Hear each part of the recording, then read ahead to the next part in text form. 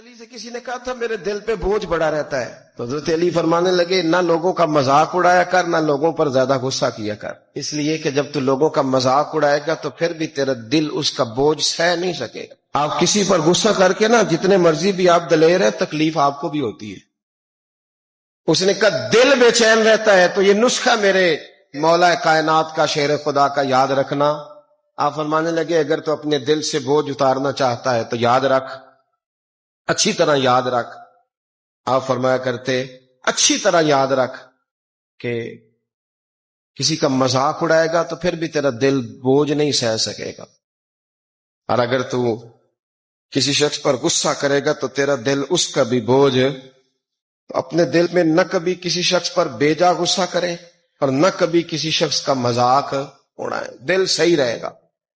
حضرت علی المرتضیٰ شیر خدا رضی اللہ تعالیٰ عنہ اسی کتاب میں مصنف ابن ابی شیبہ میں آپ سے کسی نے پوچھا حضور آپ قبرستان میں اکثر جا کے بیٹھتے ہیں، ہم بھلا کہاں بیٹھتے ہیں؟ پھٹے پہ، ٹی وی کے آگے، میڈیا کے آگے، ہم کہاں بیٹھتے ہیں؟ شغل کی جگہ پہ، گپ شپ کی جگہ پہ۔ اے علی المرتضیٰ شیر خدا کرم اللہ تعالی وجہ الکریم، آپ قبرستان میں زیادہ جا کے کیوں بیٹھتے ہیں؟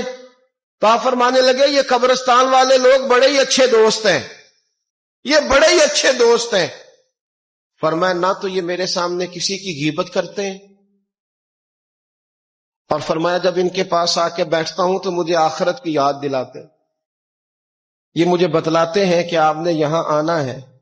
فرمایا یہ برائی سے روکتے ہیں، آخرت کی یاد دلاتے ہیں، یہ کسی کی غیبت نہیں کرتے۔ حضرت علی فرمایا کرتے تھے قبرستان جاؤ، جا کے دیکھو، پلٹو، غور کرو۔ عزیز دوستو، حضرت علی کے یہ چند اقوال، آپ کی حکمت کی یہ چند باتیں تھوڑا تھوڑا اپنے اوپر لاگو کریں، تھوڑا تھوڑا ان بزرگوں کی باتوں کو ضرور اپنے ذہن کے اندر رکھیں۔